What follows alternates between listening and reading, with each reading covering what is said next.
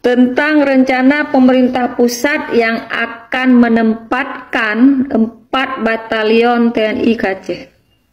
Ini masih rencana, Nah, rencana ini akan menjadi kenyataan kalau tidak ada aksi penolakan.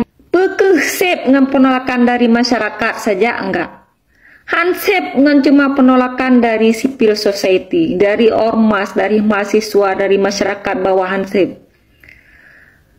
Penolakan ini juga harus datang dari pemerintah Aceh itu sendiri.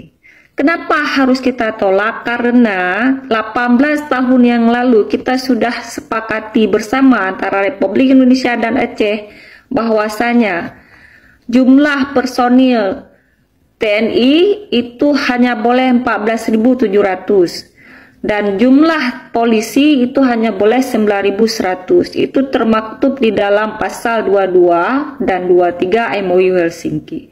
Nah, ketika pemerintah pusat ingin menambahkan 4 batalion lagi secara tidak langsung, mereka ingin mengingkari apa yang sudah pernah kita janjikan bersama. Tidak mau hal ini terwujud.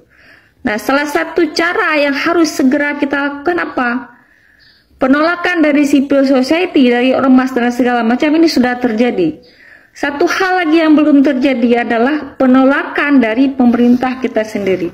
Dalam hal ini kita harus menuntut Gubernur Aceh, DPRA, DPD asal Aceh, DPRI asal Aceh sesegera mungkin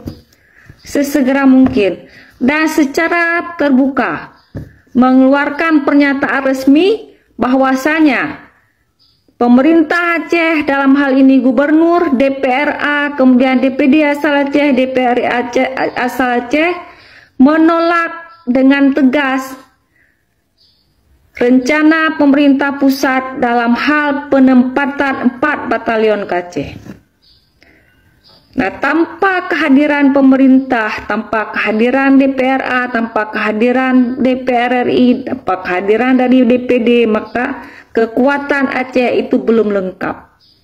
Nah, dalam hal ini kita tanyakan Ronyo, mana agam gubernur gitanyo, mana agam DPRA gitanyo, mana agam DPD gitanyo, mana agam DPR RI gitanyo. Kita menunggu ya, dalam 2 hari ini kita menunggu apakah akan ada pernyataan resmi secara terbuka tersebut. Semoga apa yang saya omongkan ini sampai ke dalam telinga para pejabat-pejabat kita. Itu saja saran dari saya, lebih dan kurang saya minta maaf. Assalamualaikum warahmatullahi wabarakatuh.